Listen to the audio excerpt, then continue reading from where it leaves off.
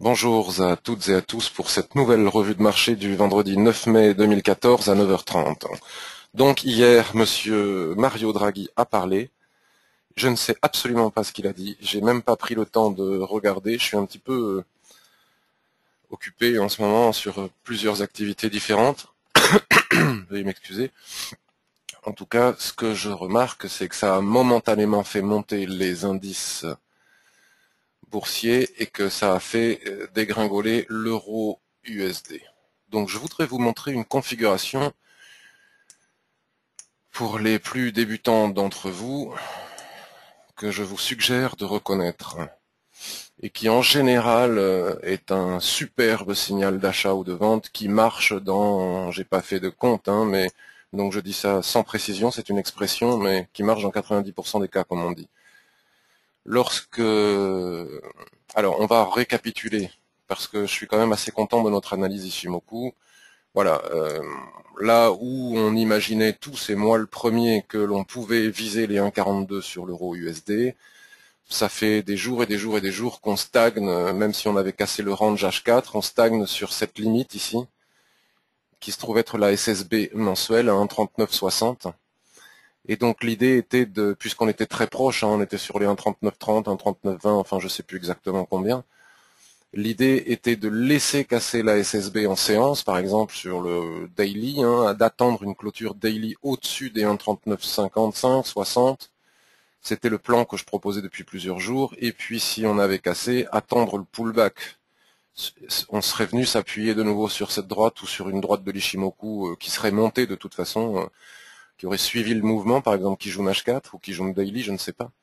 Et à ce moment-là, sur repli, sur pullback, on serait rentré pour viser les 1,42. Il y avait une autre option qu'on avait évoquée, qu'évoquaient certaines personnes, c'est qu'une fois qu'on avait cassé ce range ici, avec ce marabosu, bon, il était évident qu'on avait eu un signal d'achat, mais soit on avait acheté, comme certains, à 1,38 et on n'avait jamais lâché les 1,38, le bas du range, ce qui va falloir qu'on m'explique comment on peut pyramidaliser, moi, sur un espace de range, comme ça, enfin bon, c'est peu importe. Mais l'idée était de sur repli ici, vous voyez, on était monté, donc on attendait éventuellement un repli. Moi, je préconisais plus ou moins Kijun, d'autres préconisaient Tenkan, qui est à la hauteur de Kijun H1. Voilà, je bascule sur le H1. Voilà, on était plus ou moins ici au niveau de Kijun H1. Enfin bon, bref. Moi, je pensais pas que c'était le bon plan, dans le sens où, quand même, rentrer là, il aurait fallu mettre un stop plus ou moins par là, voire par là. Et on ne pouvait pas viser au-delà des 1,3960 étant donné qu'on avait cette SSB mensuelle. Donc il me semblait pertinent d'attendre de casser. Bon, bingo.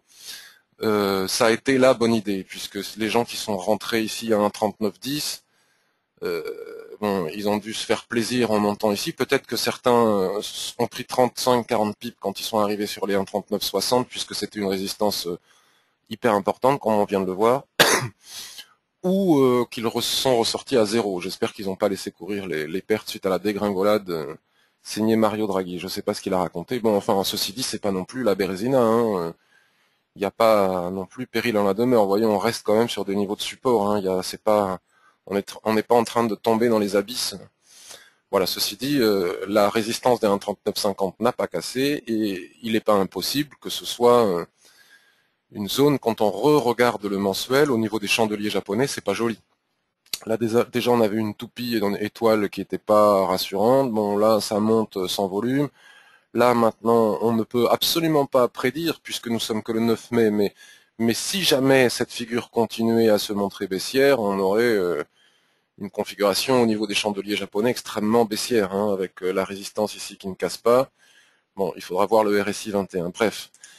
Ce que je voulais vous montrer, c'est que lorsque l'on est très haut, sur une résistance importante, même sur une résistance tout court, mais en tendance, c'est encore mieux qu'en range, lorsqu'il y a une annonce économique, qui plus est venant d'une banque centrale, attendez, je vais enlever mes 25 pips là, parce qu'on s'en fout, voilà, venant d'une banque centrale, lorsque vous avez comme ça un chandelier qui monte, qui monte, qui monte pendant l'annonce économique, donc le discours de Draghi ou autre, et que finalement on fait une superbe étoile comme ça, une magnifique mèche, et on clôture sous le niveau à partir duquel on était parti, c'est-à-dire que si on était parti d'ici, qu'on était en train de monter et qu'on clôture sous le niveau, dans 90% des cas, on peut shorter, il est à peu près évident qu'on va dégringoler derrière. Ça, c'est une configuration qu'il faut connaître, Ichimoku ou pas Ichimoku.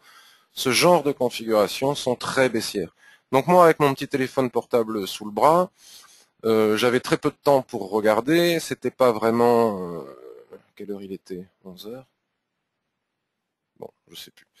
Je sais plus où est-ce que je suis rentré. En tout cas, quand j'ai vu ça, je me suis précipité à la vente, hein, puisque ça, c'est une configuration qu'il faut absolument savoir reconnaître et qui marche dans 90% des cas. Donc, il n'y en a pas beaucoup qui marchent dans 90% des cas, donc il faut sauter sur l'occasion. Donc, j'ai shorté. Le problème, c'est que j'avais plus de repères. J'avais tout, comme vous le savez, j'avais un plan à l'achat, j'avais aucun plan à la vente. Tant pis pour moi.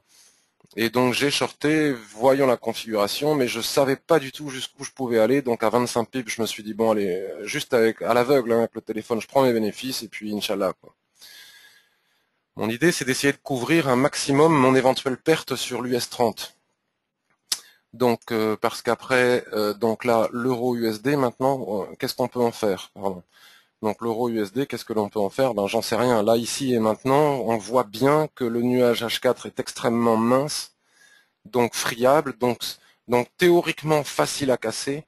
De la même manière qu'il l'est ici pour Shinku, les prix ont déjà été dépassés, mais ceci dit, on est quand même sur un niveau de support, vous voyez, qui est représenté par Kijun plate ici dans l'alignement de cette Kijun plate, dans l'alignement de cette SSB plate. Donc tout fin soit-il, tant que ce n'est pas cassé, c'est pas cassé. Le RSI 21, lui, a déjà donné son signal de vente, et même bien comme il faut, puisqu'il a cassé sa droite de... Voilà, il a cassé sa droite de tendance. Et on a eu une superbe divergence. Au niveau du RSI, c'est joli. On a eu une belle divergence ici. On a cassé la droite et on a cassé ici. Donc théoriquement, maintenant, il faudra attendre de faire un pullback sur la ligne de neutralité ici pour vendre. Bon, on va voir comment est-ce que ça se concrétise avec Ichimoku.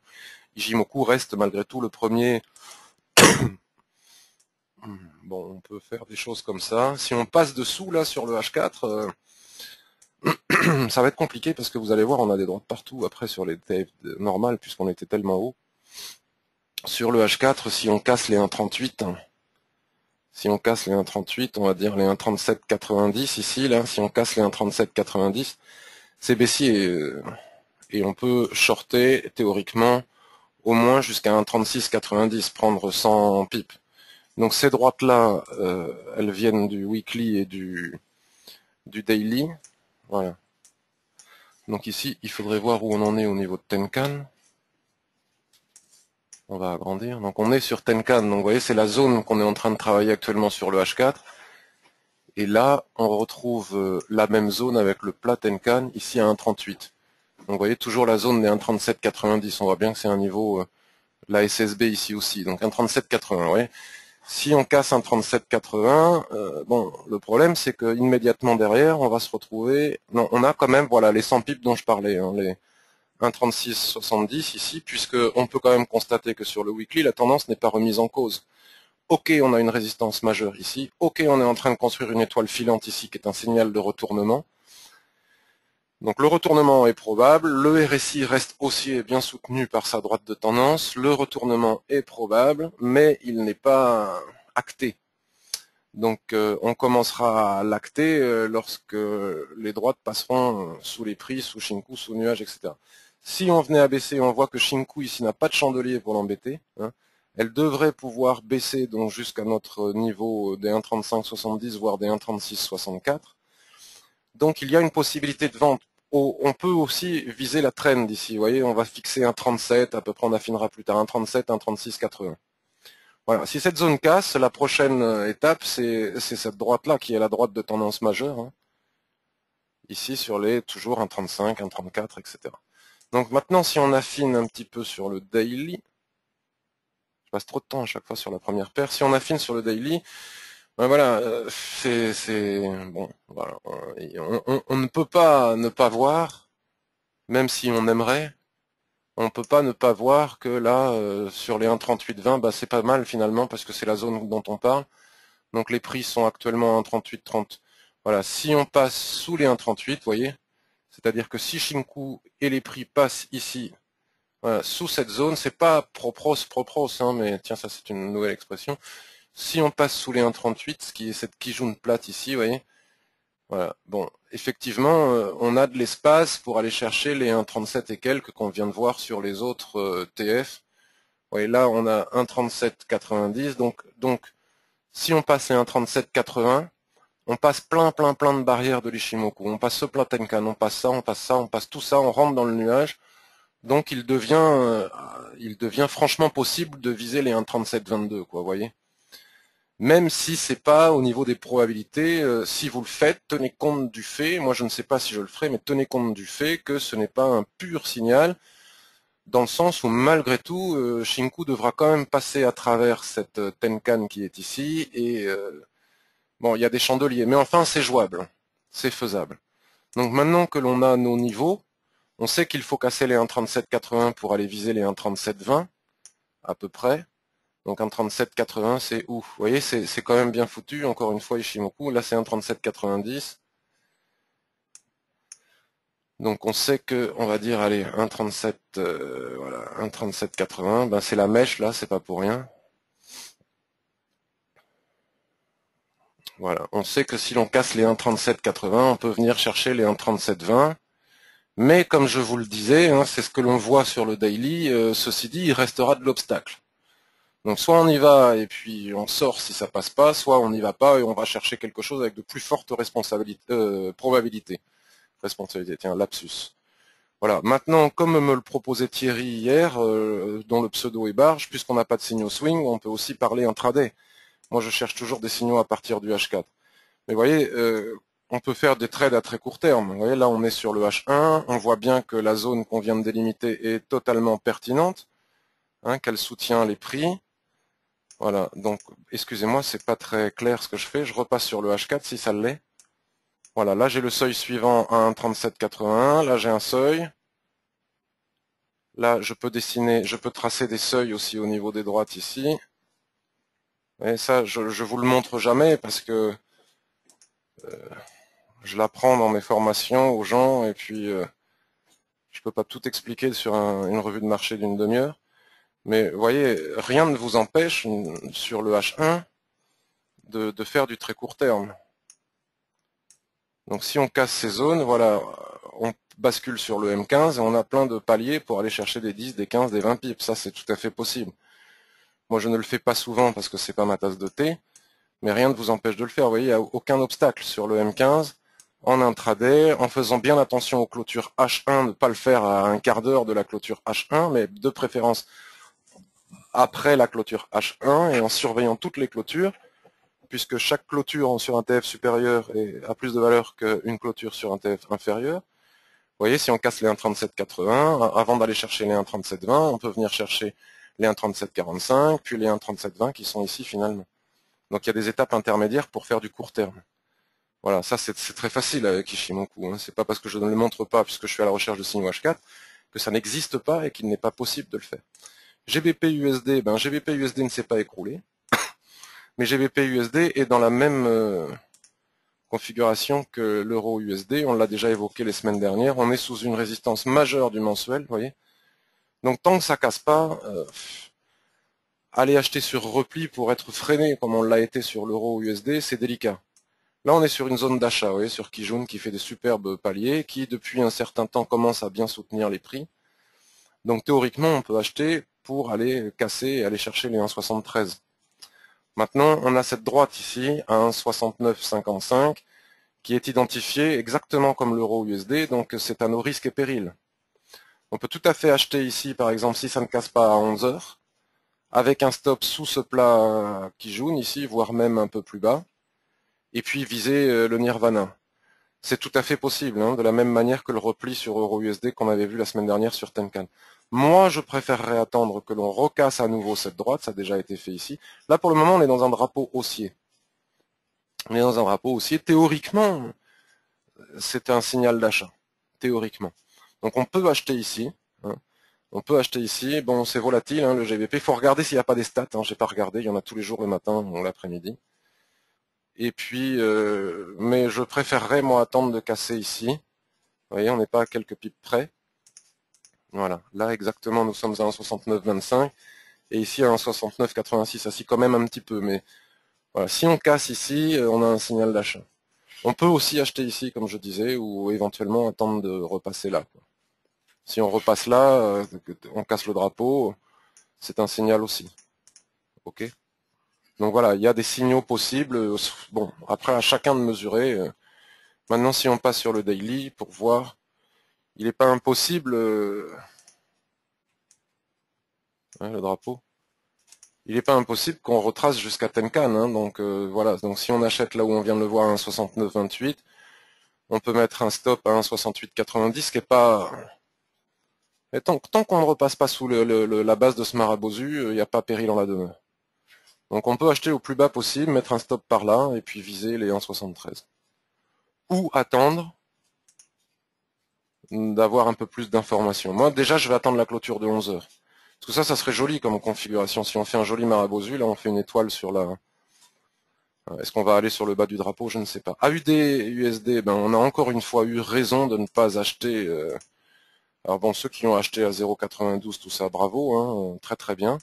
Super, mais beaucoup de gens voulaient acheter hier, avant-hier, etc. en disant ça y est, c'est parti, mais ce que l'on a vu ensemble hier reste vrai. Ouais, Shinku n'a toujours pas passé sa Kijun là sur le weekly et on travaille toujours les 0,38,2 de Fibonacci ici. Et bon, à force de les travailler, soit on va les casser, soit on va dégringoler. Donc comme on n'a pas d'information, ben il est préférable d'attendre. Moi je suis pas chaud sur la UD-USD tant que j'ai bon, on a une configuration similaire. C'est pas mal aussi, hein. Mine de rien, c'est pas mal. Regardez, on a une trend ici, on a un drapeau, on s'appuie dessus. Si on fait un chandelier haussier, on peut y aller. Moi, me semble-t-il, si je veux respecter avec rigueur Ishimoku, j'attendrai quoi qu'il arrive de casser les 38,2 de Fibonacci qui bloquent ici, parce que j'ai pas de preuves qu'ils vont casser, d'accord? Ce qui permettra à Shinku de sortir de sa Kijun et des prix, et à ce moment-là, on pourra viser les 0,50 de Fibonacci à 0,9615. Voilà. Maintenant, ceux qui n'ont pas peur de ça, théoriquement, si on regarde pas le weekly au niveau de l'Ishimoku, là on a une possibilité d'acheter. D'ailleurs ça doit être une Kijun sur le H1. Voilà, bon, oh, pas vraiment. Donc vous voyez, il est quand même préférable d'affiner sur le H1. Bon, on est en train de faire mais là, regardez, on l'a déjà fait hier, on n'est pas passé. Donc si on casse Kijun ici, il faudrait attendre que les prix repassent, Shinku repasse au-dessus des prix. Donc ça nous amène bien à notre limite des 0,94. On n'est pas, vous voyez, à quelques pips près, 0,94. À ce moment-là, Kijun va remonter, on pourra s'appuyer dessus pour mettre notre stop et puis viser le niveau. Alors, c'est pas intéressant de regarder, de bien regarder AUD-USD pour pouvoir ensuite aller voir AUD-NZD. NZD-USD, ben, on est dans une situation, voilà, on est toujours dans la zone de dérive. Hein, on avait fait un plus haut ici, mais nous avons un problème que nous avons déjà identifié la semaine dernière, enfin cette semaine, c'est qu'on ne passe pas, encore une fois, le plus haut mensuel ici à 0,88. Donc tant qu'on... 0,88 0,88, ah oui, il y a de l'espace quand même, 0,88. Donc est-ce qu'on peut retourner chercher ces 0,88? Oui, si on casse Kijun. Voilà, très clairement. Si on recasse Kijun ici, là, ici, on a selon moi un signal d'achat pour repartir chercher les 0,88. Prétendre les casser, peut-être pas, mais enfin s'ils cassent, c'est super. Hein. Regardez, là, ça permettra à Shinku de sortir. Voilà, là pour le moment, on est en train de casser un support horizontal. Donc déjà, premier lieu, il faut bien le casser. Ensuite, il faut confirmer tout ça avec des chandeliers qui passent au-dessus des corps de cela. Casser Kijun et on a un signal. Voilà, c'est clair et c'est net. Si on affine sur le H1 pour s'en donner, voilà. Bon, ça devrait correspondre plus ou moins à cette zone, hein, ce qu'on vient de voir sur le H4.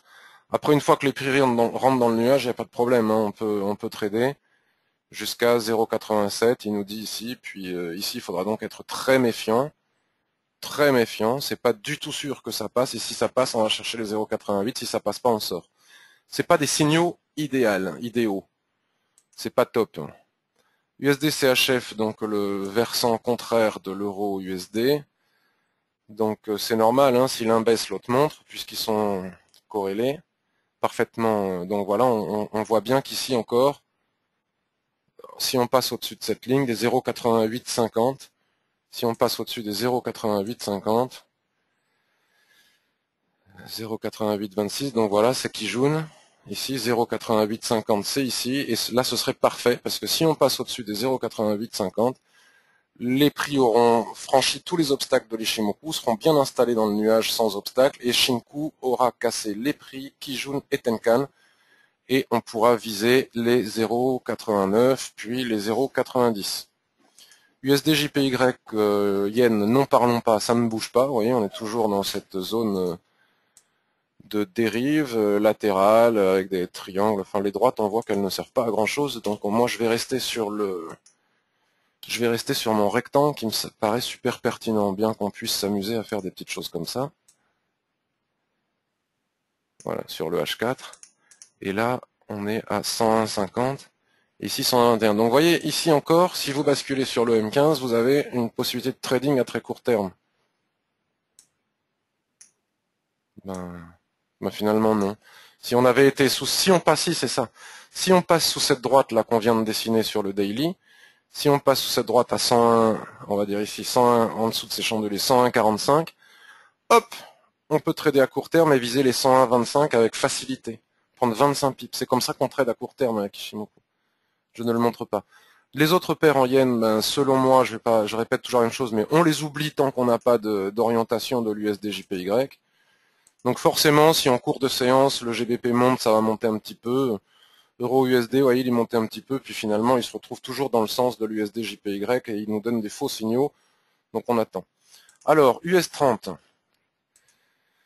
US30, heureusement que j'ai les nerfs bien accrochés, donc je vais virer tous mes machins là, qui servent à rien, encore une fois, c'est vraiment le rectangle. Bon, cette droite, elle est pas mal. C'est vraiment le rectangle qui joue son jeu. Donc l'US30, pardon, je vous tousse dans les oreilles. Donc le Dow Jones, vous connaissez ma prise de position il y a maintenant 1, 2, 3, 4, 5 jours, il y a une semaine, vendredi dernier, je suis entré short ici. J'ai été ici à plus 150 pips, j'ai été ici à 0, moins 25 pips, j'ai été ici à plus 180 pips, et hier j'ai été à moins 90 pips. Ici, j'ai été à moins 90 pips ici, et maintenant je suis à moins 2 pips. Bon. Ce qui est intéressant, c'est mon plan. Donc rien à voir avec Ishimoku, c'est du trading range, toujours l'histoire de ressort et soulèvement. Donc j'ai croisé les doigts très fort hier, j'ai mis des cierges et je suis allé prier pour que l'on ne casse pas le haut du range, puisque vous savez, comme je l'ai écrit sur mon dernier billet, hein, vous avez vu hier, je fais ça aussi, hein, bon, pour que vous puissiez le savoir sans que je vous envoie l'information, je publie la revue de marché, puis si j'ai des choses à dire en cours de journée, je fais une mise à jour du billet. Donc on a parlé de l'euro USD, de la petite position que j'ai pris, et on a parlé du DAX, on a parlé de voilà ce qui se passait hier sur le. Voilà, à ce moment-là, j'étais à moins 47. Ce qui se passait hier sur le Dow Jones, voilà, il se passait ça. Donc maintenant, on y revient. Donc si on casse, on a un signal d'achat, c'est clair et net, quoi. Surtout avec une telle résistance hein, qui résiste depuis quand même très longtemps. On est dans ce rectangle. Donc il est clair pour moi que si l'on casse, j'ai mon stop ici je l'ai même bougé, ce qui ne se fait pas, il était ici, je l'ai même monté, mais je l'ai pas monté en me disant oh là là, ça va rebaisser, ça va rebaisser. La seule chose qui m'intéressait, c'était de ne pas me faire sortir par une mèche. Parce que si en clôture, on avait clôturé au-dessus du range ici, de toute façon, je sortais, j'allais pas jusqu'à mon stop, puisque le plan est le suivant, si ça casse, c'est un signal d'achat dans lequel j'entrerai. Tant que ça ne casse pas, c'est pour moi, selon ma théorie, enfin c'est pas la mienne d'ailleurs, hein, c'est archi connu, des soulèvements au-dessus des ranges.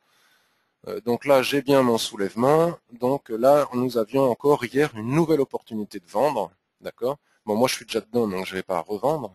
Je revendrai après quand on rentrera dans une tendance H4 à l'intérieur de ce range, je prendrai un renfort. Et je me ferai mon petit plan en pyramide. Mais bon, tout cela est totalement prématuré. Ça, c'est mon souhait, mais pour le moment, mon souhait, il est totalement remis en question. Donc là, on a bien eu le soulèvement, donc je respire. Après être passé à moins 90 pips, je respire et je continue à viser les 16 050, le bas du range. Voilà, Inch'Allah. Avec ici une zone d'équilibre sur laquelle je pourrais prendre une partie de mes bénéfices. Puisque là, on a fait une rotation partielle. Donc il faut faire attention, parce que quand on se met à faire des rotations partielles, c'est des probabilités de casser par le haut. Bon, on verra bien, ça n'a pas cassé. La Fed est passée, la BCE est passée, le NFP est passé, ça n'a pas cassé. Mais ceci dit, on reste très haut. Donc fatalement, le DAX. Alors le DAX, j'ai fait une bêtise, hein, j'ai fait une erreur. Voilà, je suis rentré dedans hier. Alors c'est un peu dangereux ce que je fais puisque je traite deux actifs totalement corrélés, le Dow Jones. Donc si j'en perds un, je perds les deux. Mais bon, je l'ai fait, je le montre. Voilà, je suis pas exempt d'erreur. Bon, je l'ai fait parce que je l'ai senti fort. Donc sur le daily, on est toujours dans cette zone de dérive latérale majeure en triangle, vous voyez, pas vraiment en rectangle comme les autres. Et à l'intérieur de cette dérive, on a ce rectangle parfaitement bien identifié dont on a parlé les jours précédents, puisqu'on disait qu'il était idiot de viser la SSB ici sous prétexte qu'on cassait Kijun ici. C'est mal connaître Ishimoku et le trading range. C'est-à-dire qu'en trading range, tant que ce qui est important, c'est pas la droite d'Ishimoku, de toute façon, ce ne sont jamais les droites d'Ishimoku qui sont importantes, c'est l'action des prix. Donc l'action des prix n'a que faire ici de la droite de l'Ishimoku. L'action des prix s'arrête sur cette droite de l'Ishimoku, sur ce rectangle. Donc on est remonté, on vise en haut, on a tapé ici, on a fait un petit soulèvement. En plus de la borne du range, c'est quand même pas inintéressant parce qu'en plus de la borne du range, vous voyez, à chaque fois ça marche. Hein. Bon, maintenant que je l'ai fait, ça va peut-être pas marcher. À ce moment-là, on pourra en déduire que je porte la poisse. Mais ceci dit, si ça marche pas aujourd'hui, ça marchera une autre fois. Donc là, par contre, je vais me protéger un peu plus. Donc hier, j'étais rentré, puis pour la nuit, enfin c'est complètement idiot puisque c'est fermé la nuit. J'ai fait n'importe quoi. J'avais mis mon stop à 0, je me suis fait sortir. C'est débile puisque j'étais rentré à 9602. Je me suis fait sortir à 0 pour finalement re-rentrer dedans ce matin à 9583. C'est vraiment idiot. En plus, je me suis fait sortir. Ouais, je sais même pas, c'est le spread qui m'a sorti. 9600. Je sais même pas pourquoi j'ai été sorti. Enfin bon, bref, à un pip près. Vraiment ballot. Donc là, je suis à la vente aussi. Hein, et tant qu'on ne casse pas le haut du range ici et la droite ici, il n'y a pas de danger. Si on casse le haut du range ici et qu'on casse la droite ici, c'est un signal pour acheter. En attendant, c'est un signal, selon moi, au moins pour venir chercher l'équilibre ici, puis ensuite le bas de ce range ici. Je ne prétendrai pas davantage, ça serait déjà beaucoup. Ça serait déjà beaucoup.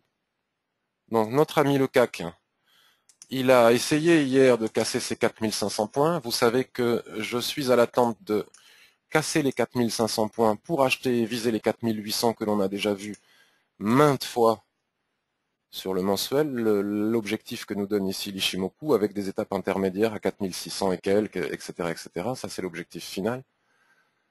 D'accord. Donc lui, il nous fait des lignes de pendu. Il va falloir qu'il se méfie. Donc les 4500 n'ont pas cassé. Je les ai tracés ici. 4500 n'ont pas cassé. On a dépassé un petit peu hier, puis ça n'a pas cassé. Voilà. Ceci dit, de tous les actifs, c'est celui qui est le plus, qui montre une plus jolie tendance, même si elle n'est pas, on n'est pas vraiment en range. Bon, voilà. Mais quitte à shorter, je préfère shorter le DAX, ça va plus vite. On a Euro AUD, dont on a parlé hier, qui pourrait présenter un signal de vente intéressant. Et d'ailleurs, il est en train de, voilà. Voilà, là, c'était là qu'il fallait rentrer. Bon, c'est encore possible, hein, 1,48. On a déjà perdu 30 pips. Donc voilà, on a identifié voilà, cette cassure hier hein, dans la revue de marché, puis je l'ai redit. Donc si on casse ce niveau, on vient chercher celui-là avec une étape intermédiaire ici, qui est celle sur laquelle on freine. Donc maintenant, il y a deux possibilités. Voilà. Ça, c'est quelque chose qui marche bien. Hein. Quand on casse ici, on short et on vise ici. Le support qui est là. Donc 1,4760. 1,4665. On a 100 pips à prendre ici. Ça peut ne pas marcher. C'est toujours pareil. Hein. À ce moment-là, Kijun va vraiment bien baisser. Soit l'autre idée était de faire un repli ici, mais on n'est pas monté jusqu'ici, voire même sur Kijun qui devrait se mettre à baisser. Mais on n'est pas monté jusqu'ici. Là, il y avait la possibilité aussi de shorter en mettant le stop voilà, au-dessus de ses droites et puis de viser ici, puis ensuite viser le bas. D'accord. Donc là, il y a un signal de vente potentiel. Vous voyez que sur le daily, ce superbe marabozu unipolaire a cassé Kijun, a cassé cette droite que l'on a. Shinku n'a pas d'obstacle. Théoriquement, on peut y aller. La seule difficulté, c'est qu'on n'est pas à l'abri d'un pullback jusqu'ici, vous voyez.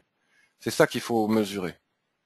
Bon, on est monté jusqu'ici, donc, mais par contre, un nouveau plus bas après ce chandelier est forcément un signal de vente.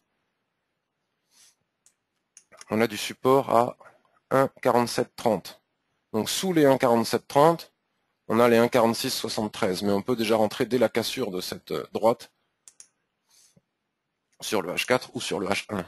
C'est toujours pareil que ce que je vous montrais tout à l'heure, mais c'est difficile à expliquer comme ça en une demi-heure. Si on attend cette cassure sur le H4, vous êtes d'accord, mais si en H1 on casse, avec un chandelier qui nous permet un ratio intéressant par rapport à notre stop, ce dont je parle depuis plusieurs jours, on peut shorter.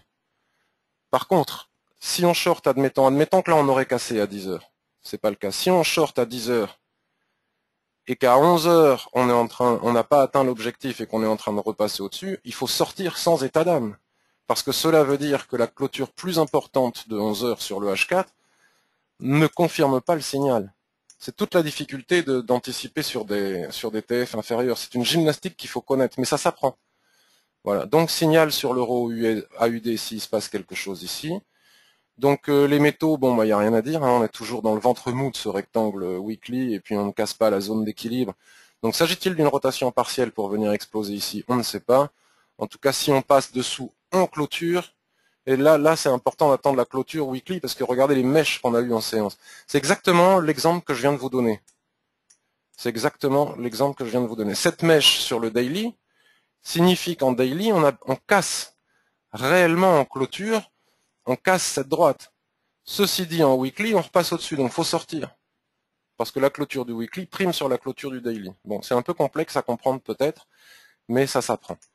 Le silver, ben voilà, hein, au-dessus de, voilà, il est, voilà, je vous disais, hein, il n'est pas haussier. Hein. Tant qu'on ne casse pas ici la SSB, vous voyez bien que c'est pas haussier et qu'on est toujours dans une sorte de, voilà, c'est pas compliqué. J'ai la conviction, plus ça avance, plus j'ai la conviction que ça ne sert à rien de faire des plans, de tirer des plans sur la comète tant qu'on est dans des rectangles. On peut toujours dire, selon les vagues d'Elliott, selon machin, selon bidule, s'il se passe ci, il se passera ça, il se passera ça, il se passera ci.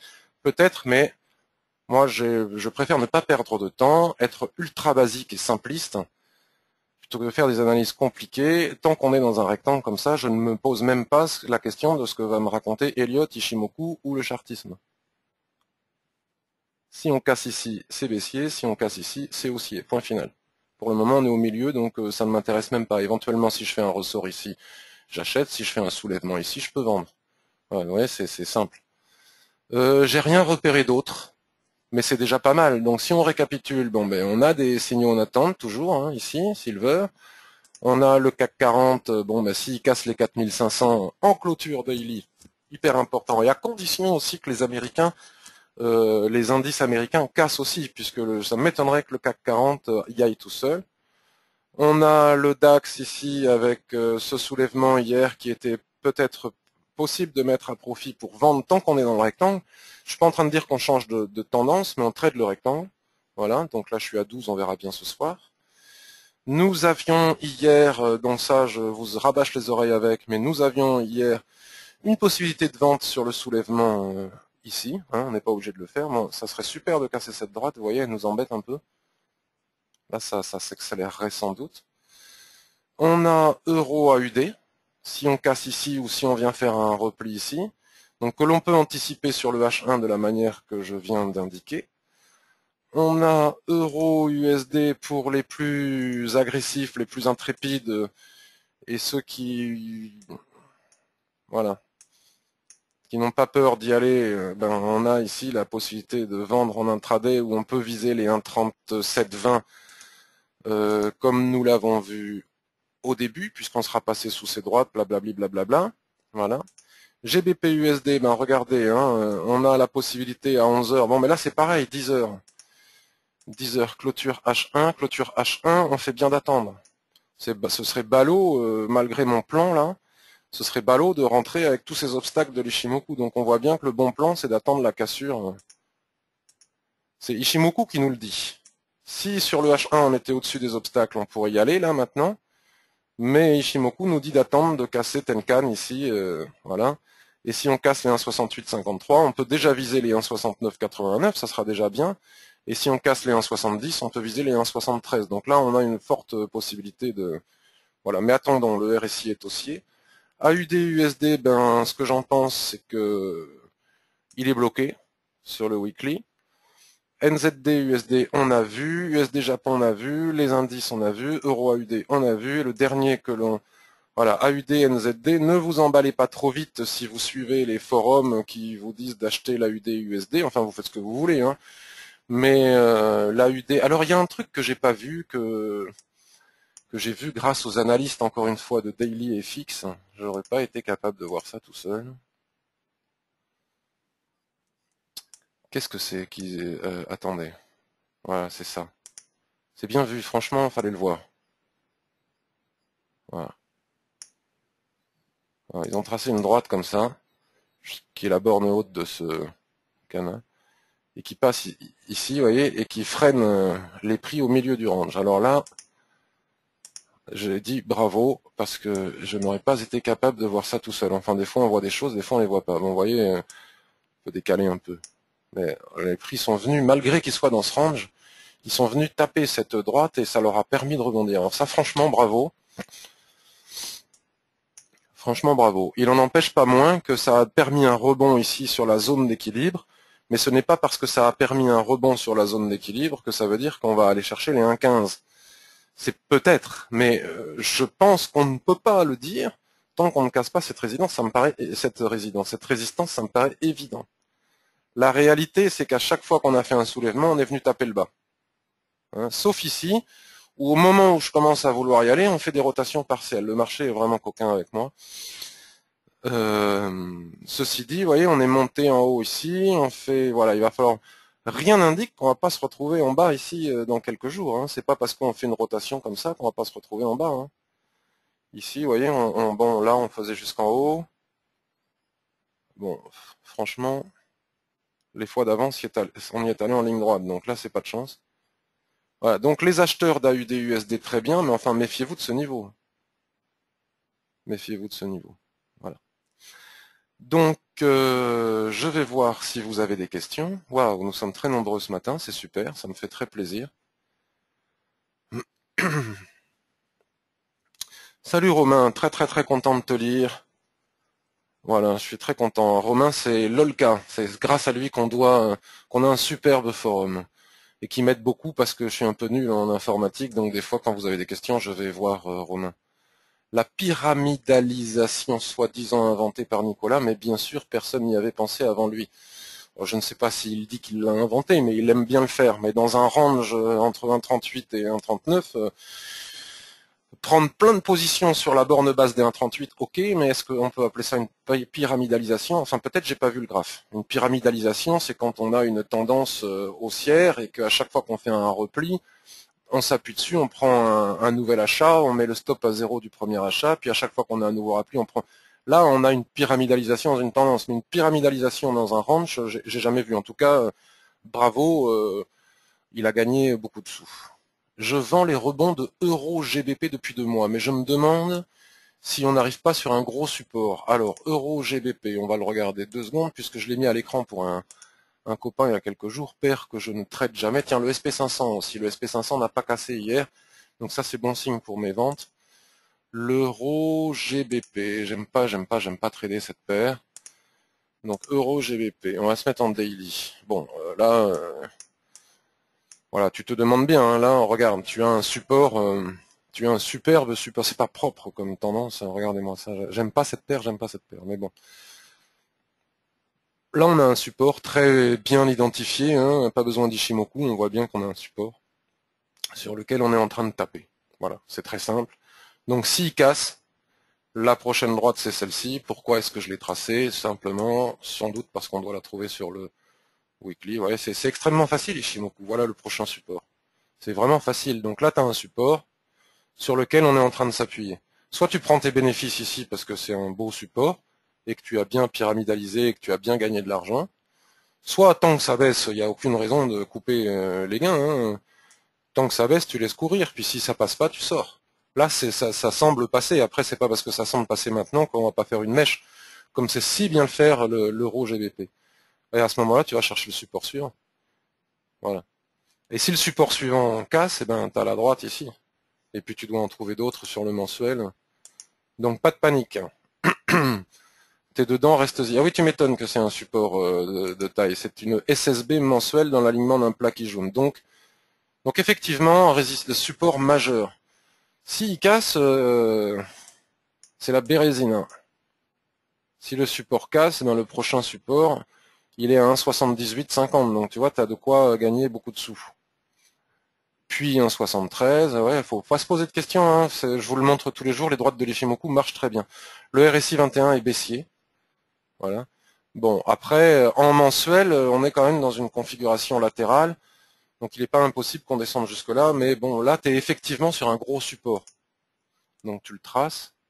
Ah ben on l'a tracé d'ailleurs. Je l'avais vu sans aller chercher le mensuel. Donc c'est super facile. Puis après, tu vas sur ton TF de prédilection. Bon, là, ça va se replier, hein, forcément. Mais tu vas sur ton TF de prédilection. Par exemple, moi, c'est le H4. Puis voilà, tu as tes droites et puis tu touches plus à rien, quoi. C'est facile, facile. Voilà. Si ça rebondit ici, tu sors. Si ça casse, tu restes.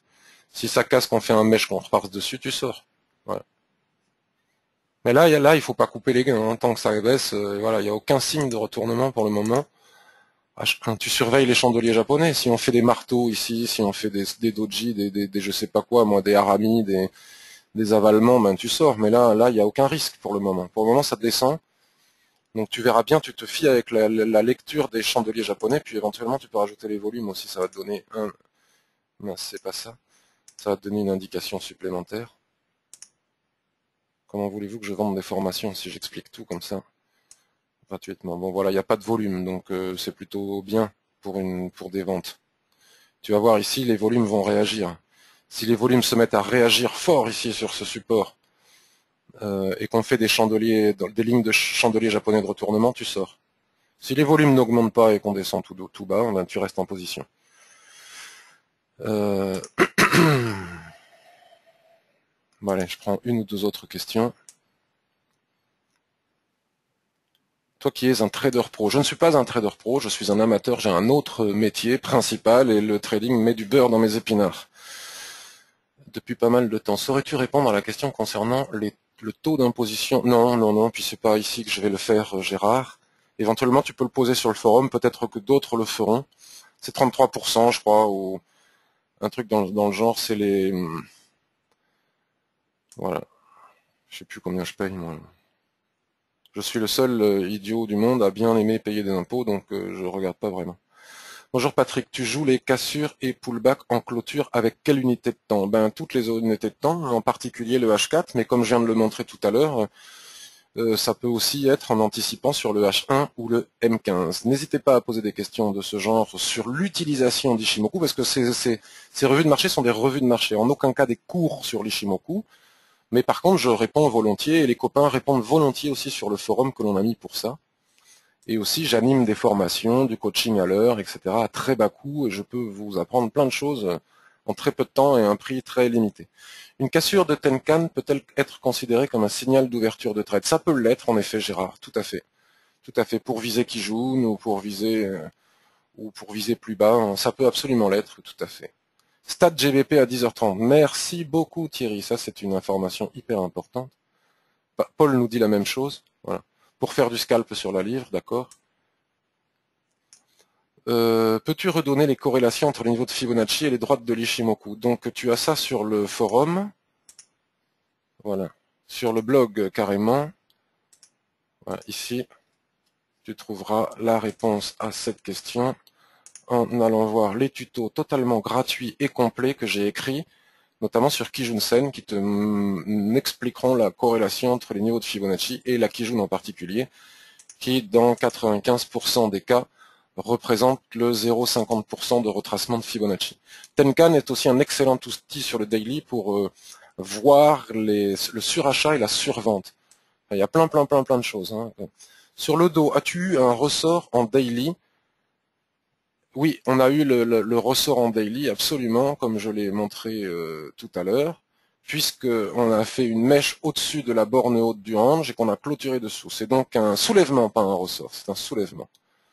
Comment envisages-tu la suite de l'AUD NZD? Alors le problème, c'est que je ne sais pas si vous avez posé ces questions avant que j'en parle ou après, mais je l'envisage toujours pareil, hein, avec le range ici. Voilà, donc nous sommes bien dans un rectangle, vous voyez, à l'intérieur duquel les droites de l'Ishimoku ne jouent plus leur rôle de support et résistance, puisque nous ne sommes pas en tendance. Donc elles ne sont que l'équilibre au milieu de ce range. D'ailleurs, l'équilibre joue bien son rôle ici. Donc effectivement, on est monté quasiment ici en haut, on n'a pas fait de soulèvement, donc on peut encore monter, mais tant qu'on ne casse pas ici, il n'y a aucune, enfin vraiment pas très malin d'acheter sous une telle résistance qui n'a pas cassé depuis des semaines et des semaines, quoi, des jours et des jours. Donc on attend de casser, on fait un pullback et on achète, et puis si on fait un soulèvement, c'est un nouveau signal de vente pour viser le bas.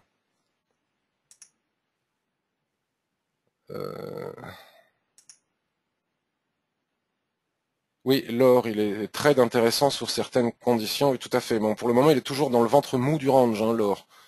Donc les résistances en H4, non, l'or, il est au milieu du range. Selon moi, il est intouchable. Merci beaucoup Stéphane, très gentil pour les encouragements. Merci aussi Stéphane pour EuroGBP. Pour la fiscalité, nous dit Paul, je suis en BNC pour le trading pour payer moins d'impôts. Voilà, et là on a un lien, www.impôts.gouv.fr. Il faudrait le mettre sur le blog ou sur le forum. Voilà. Donc je vous remercie beaucoup, je vous remercie pour tous vos encouragements, pour ce suivi de revue de marché. Donc je suis très content parce qu'Ishimoku nous a évité des pertes et puis va peut-être nous donner prochainement de très très très beaux signaux. Voilà.